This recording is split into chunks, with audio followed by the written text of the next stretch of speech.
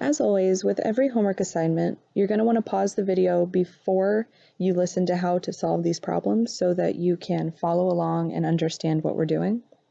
In this problem, you can go ahead and take a second now to pause the video and read the question.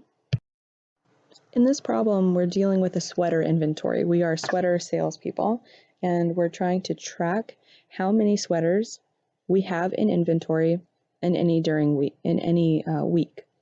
So just going through here, I'm going to figure out what my variables are called, okay?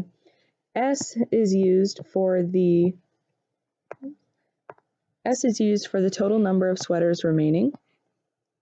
W is used for the number of weeks that we've been selling, and our job is to find a formula that expresses S as a function of W. We should wind up with S is equal to some expression containing W.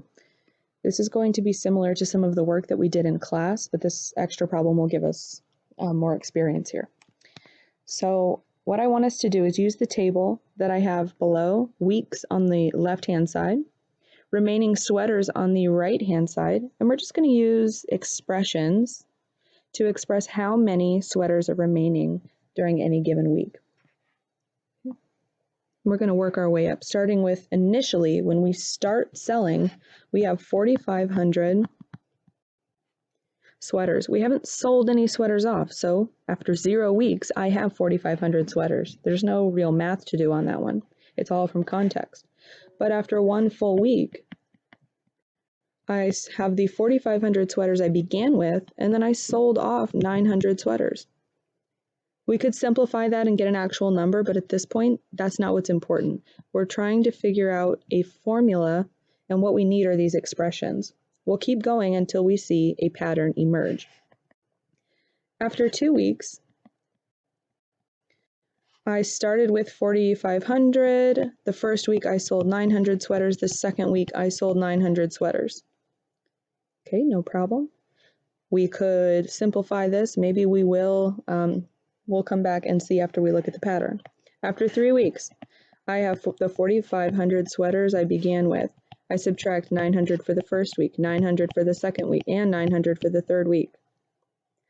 It's very difficult to see a formula, but I am seeing a pattern of these 900s being subtracted away from our original value. So why don't we try to express it in a different way? What I see here in this stage is 4,500 minus 3 groups of 900. I have a group for the first week, group for the second week, group for the third week. That's 3 groups of 900. In week 2, I have I've subtracted 2 groups of 900 away, which equals 2, subtract 2 times 900. In the first week, 4,500 minus only 1 group of 900. It might seem silly to write that 1 in at this point, but our goal is to see our W values show up in a predictable pattern in our formula. We're getting to that. So if I had W weeks of selling, I would have 4,500 sweaters that I began with, and I just want to follow the pattern that we just exhibited here. 4,500 minus, and I would be subtracting off 900 for each week, but I don't know how many weeks there are, so I need W, the variable W, to represent that. So I'm doing 4,500, and I'm going to subtract away 900 W times.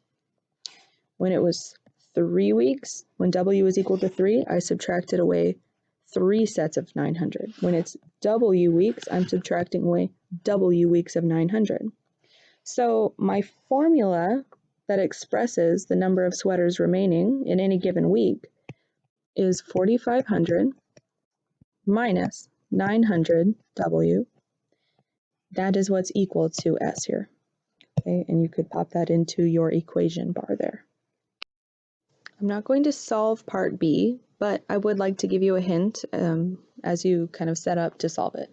If you do not replenish your inventory, that means if you don't buy any more sweaters for you to later sell, And if sales continue at this rate, for me that's 900 sweaters per week, which is quite a few, how long will it be before your inventory is depleted?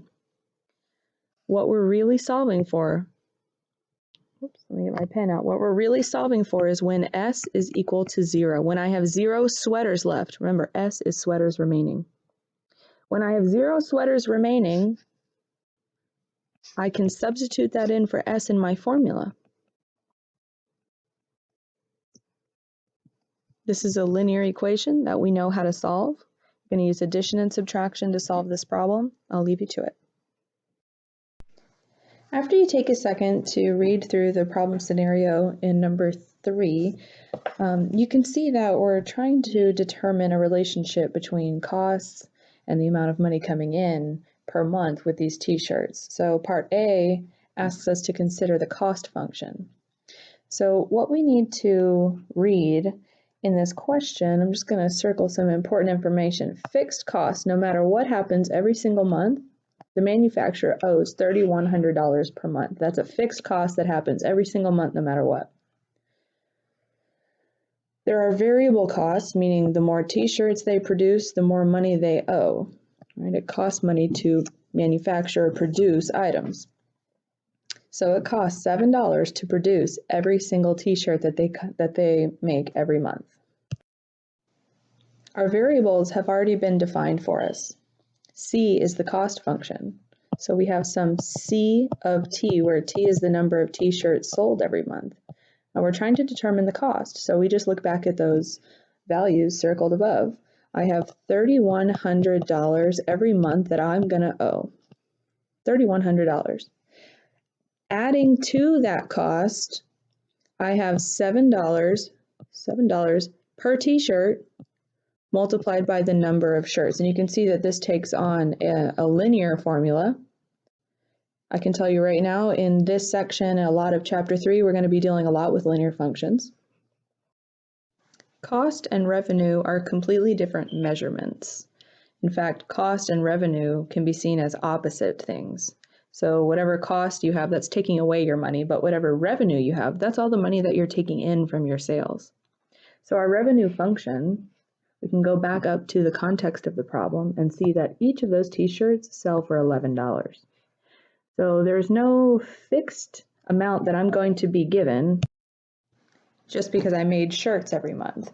It depends on how many shirts I sell. That tells me how much money I'm going to make. So the revenue function is actually, much simpler because it's just a direct relationship. My revenue based on t-shirts is equal to $11 per t-shirt times the number of t-shirts that I sell. That's 11 times T. I already mentioned that cost and revenue can be seen as opposite or opposing measurements of the money that comes in and goes out from this manufacturer. What we need to do is figure out when cost is equal to revenue in part C. That's when the net income is $0. This is called a break-even point. When cost equals revenue, okay, that's when we have a break-even point. That would be like setting 3,100 plus 7t from our cost function equal to 11t from our revenue function. And you'll have to do that on your own and figure out at what number of t-shirts does cost equal revenue. Go ahead and take a second to read the context of the problem. It talks about some cans of frozen orange juice being sold. And once you've done a little bit of reading, come back and we can work this problem together. I know when I first read this question, I felt like it was a little bit backwards because our actual function value is the number of cans being sold weekly, where the price is the independent variable here. So for me, it feels like the price depends on how many we sell, so we would adjust the price. But in fact, in this context, it works the opposite way, and that happens sometimes. We're given a formula, we're given that relationship between juice cans sold and the price right here, right? J equals 11 minus 5 times P, or whatever numbers you have in your example. We're going to use functional notation in part A to express the number of cans if the price is $1.36. They already have the J of, right, the parentheses. That's where we substitute in the p-value. The price of the can in this case, in my problem, is $1.36. So whatever price you have, that's what's being substituted into our J function. To calculate that value, you need to use the formula that you were given. We have J of, I'm going to just kind of continue with my doodle up top, J of $1.36 is equal to 11 minus 5 times, this is where you substitute in that p-value of $1.36. This is a multiplication.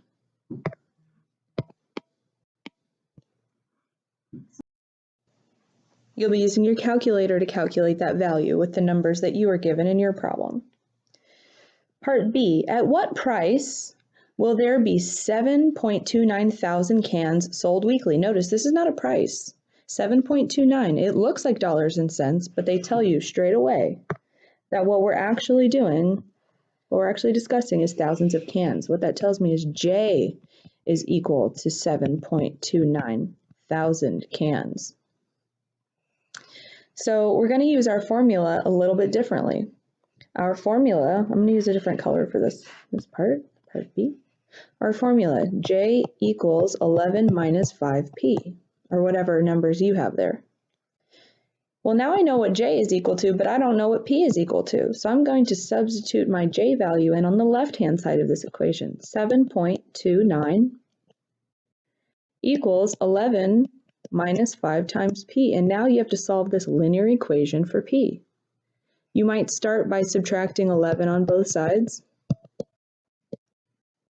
And then you would continue to solve this problem by dividing by -5. Then you would have your p-value. I'll leave that work to you to solve in your homework. Let's see. So for part C, solve for p in the formula to obtain a formula expressing p as a function of j. Well, that's something we kind of just did. Okay. Our job is to take j equals 11 minus 5p and solve it for p so that I have something that says p equals. Notice the form of the answer, p equals. That's your hint that that's the form of your answer. Well, there are multiple things that we could do. Some students might try moving the 11 over, or some students might try moving the -5 over to make it positive. Whatever you do, make sure that you do it to both sides. Let me erase this little piece here, and I'll show you how I would work this problem. J equals 11 minus 5p. I would personally move the 5p over to the left-hand side of the equation by addition. Right now it's being subtracted away.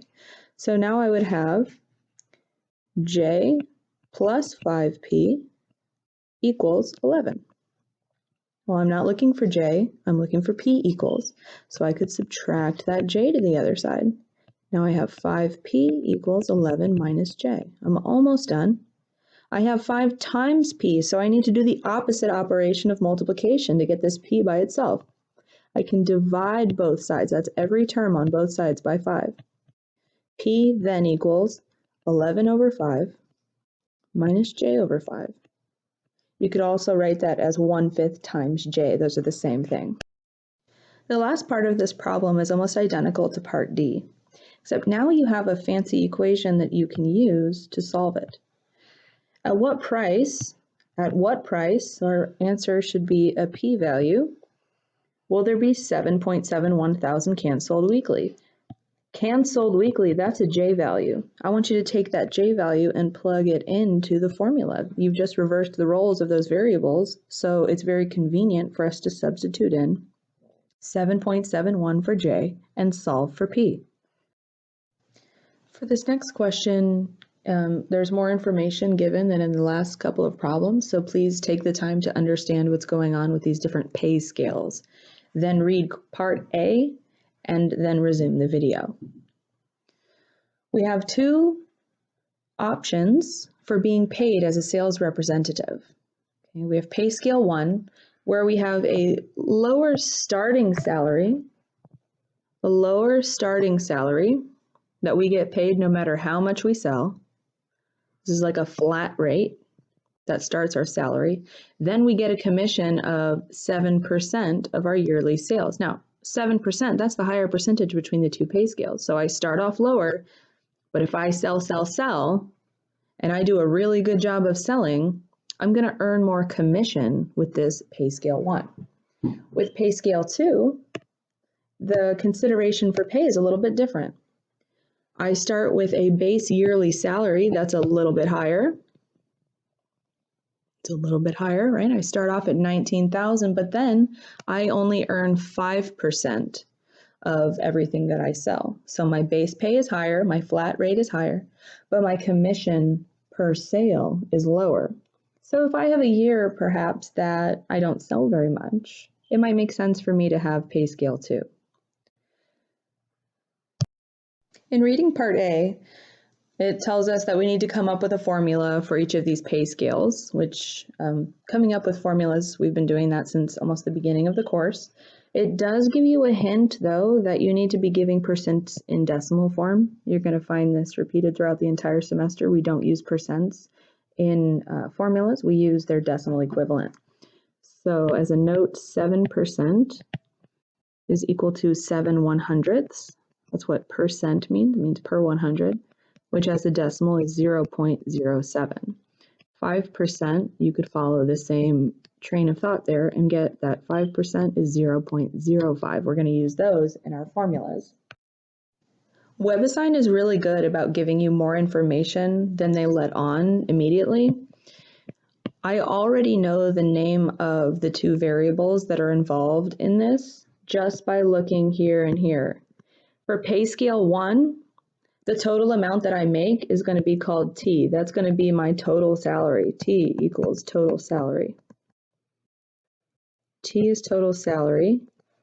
S, my input variable, is my sales. That's how much I sell in dollars for the year. So we can tell right away we have already named our variables and established the dependents. Total salary depends on sales because sales is the input variable. Like most of the other problems that we're doing, when we're establishing these formulas, we're looking for some sort of constant, some sort of base rate. And in the first pay scale, the base rate, it doesn't change. It doesn't matter how much I sell. I'm going to make $15,800. Doesn't matter how much I sell. That's how much I'm going to make. Then I can add to that, and you see the verbiage here, plus a commission. So I'm adding in my formula a commission of 7% of all sales. This is an S for my variable S, 7% of sales. Of typically is associated with multiplication. Okay, that's a little hint on reading through these problems. Of is typically multiplication. You can use that same logic to figure out the pay scale for, the formula for the pay scale too. We look for that constant amount that I make no matter what. Notice, if I just left it like this, I would make $19,000 no matter what S was equal to. I could sell $1 billion worth of merchandise, I'm still making $19,000. I could sell $1 worth of merchandise, I'm still going to make $19,000. Now, we add on our commission rate, which is 5% of sales, of meaning multiplication, and S for sales. So now you can see in both of these equations, I start with a base rate and I add on some sort of additional pay for every dollar of merchandise that I sell. Part B uses these two pay scales almost against each other, right? This is like the problem we worked with company alpha and company beta. We worked through it in class where you're trying to determine which plan would make the most sense for you to buy. And in this case, they're saying what amount of total yearly sales, that's an S value, sales is an S value, would result in the same yearly earnings for the sales rep no matter which of the two pay scales were used. This is where you can solve this two different ways. You can set T1 of S equal to T2 of S and solve the equation for S, or you can go graphical. Let Y1 equal T1 of S, put that in your calculator. Let Y2 equal T2 of S in your calculator. We have a whole procedure for this. Then all you have to do is play with your window a little bit so that on your graph, what you can see is the intersection point. Wherever these intersect, let's say they look something like this. Of course, I'm making this up as an example. Let's say they look something like this.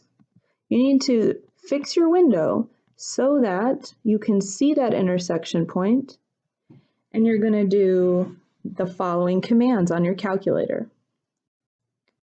Second, trace.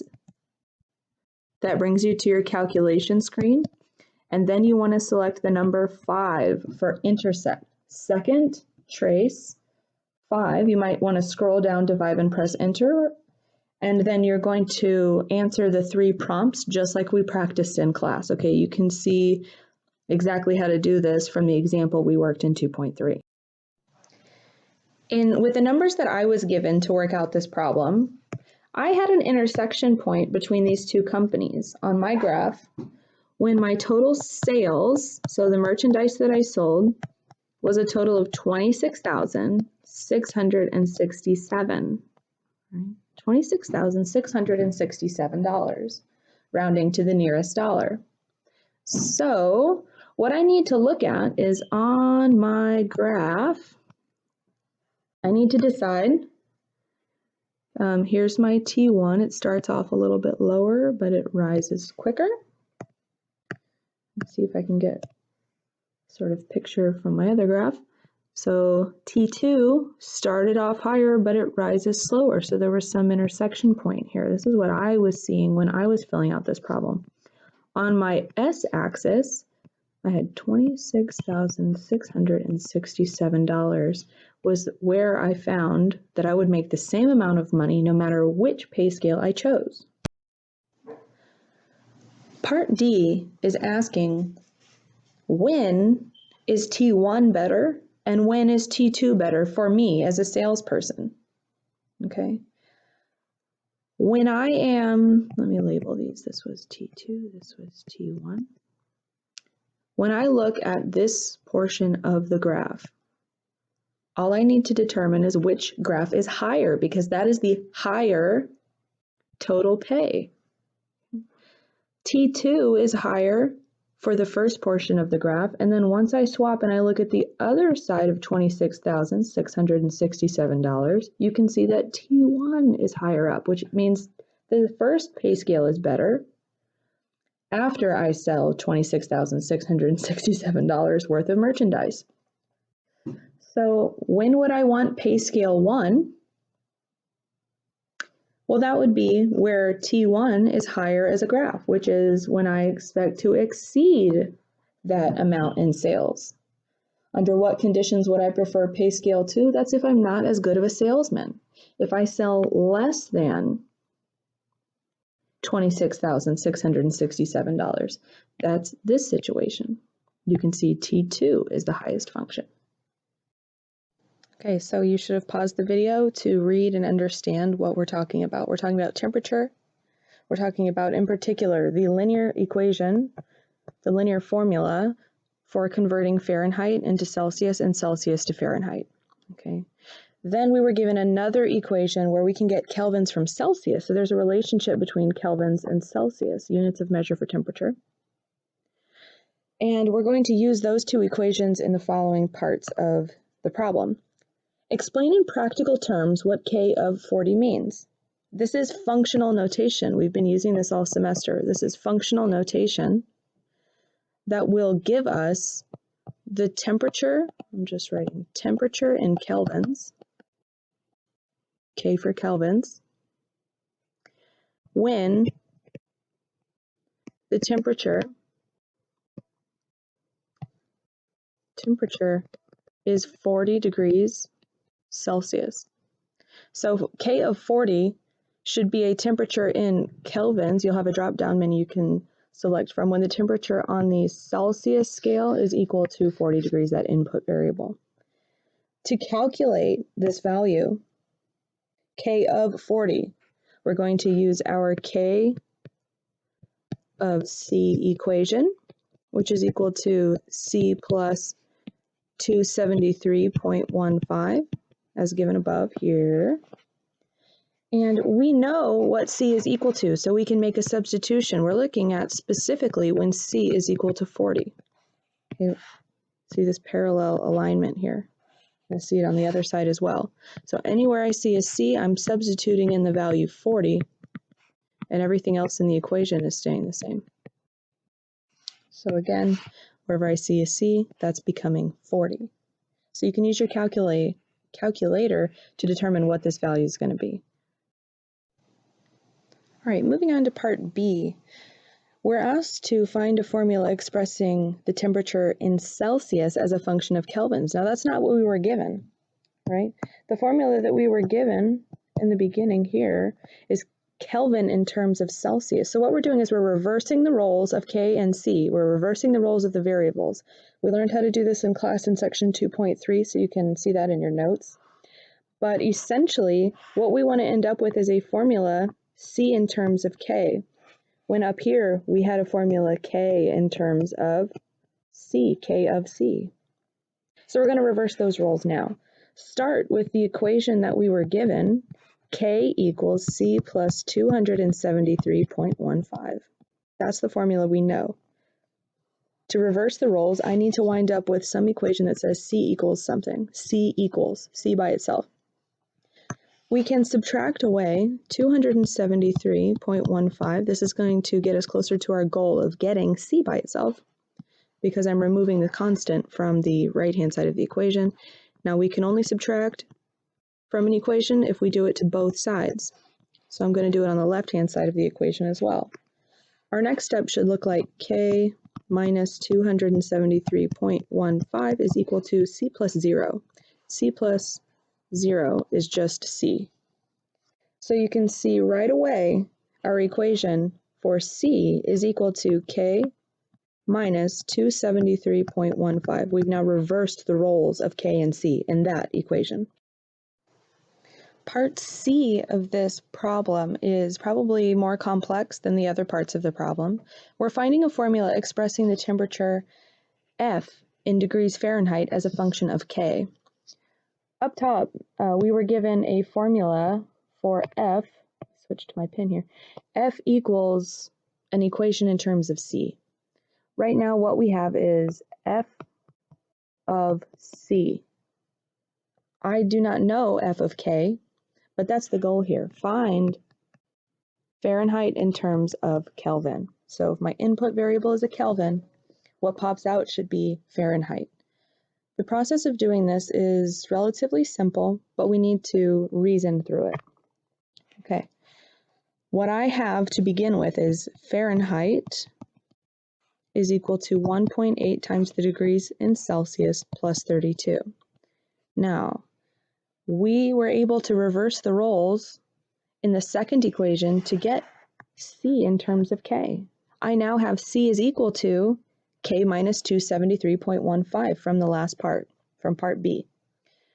So what I can now do is say, well, I know what C is equal to. C is equal to K minus 273.15. That's what C is equal to. So I'm going to leave everything else in the equation the same. I'm making a substitution for what C is equal to in terms of K. Right? So I start with two equations in the beginning of the problem, and now I'm able to combine them into one big equation. You can simplify this. You'll be multiplying 1.8 by K. We're distributing the 1.8. Distributing the 1.8 over here. Minus 1.8 times 273.15. And then we're adding 32 to that, and I'll leave that simplification to you. Just to wrap up this problem, we can look at part D. What is the temperature in degrees Fahrenheit when the temperature is equal to 284 degrees Kelvin? So now you're using your new formula, whatever you got simplified out of part C, you're going to substitute in 284 in wherever you see a K. The numerical answer that you end up with is actually in degrees Fahrenheit based on the formula that we're using. On these types of problems, we're trying to determine whether the equation itself is linear. We can see we have one variable, x, and we've got some numbers and some different operations going on. From our work in class, we know that linear equations have multiplication,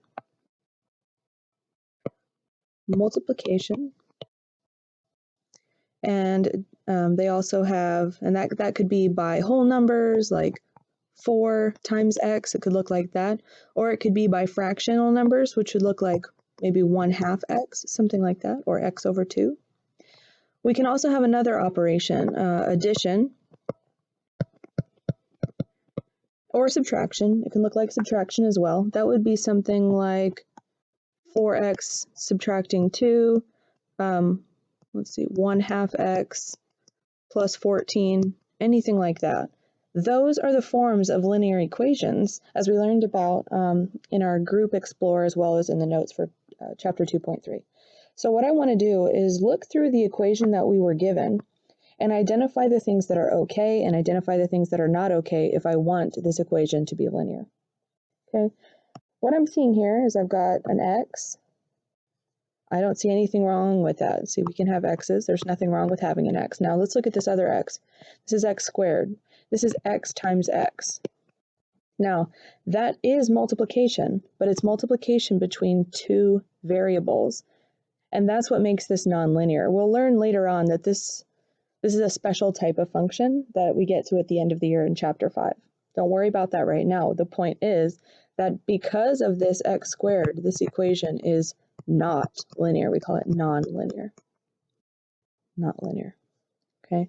This +6, there's nothing wrong with +6. That's part of our addition scheme that we can have in a linear function. Okay. There are many ways to think about this, but I think the visual analysis is going to get you to the answer most quickly. So you're looking for things that would make your equation nonlinear. That would be things like squares, square roots, okay, things like that. You'll get better with experience trying to categorize these types of equations. This equation, we've determined based on the x squared term that this is a nonlinear equation.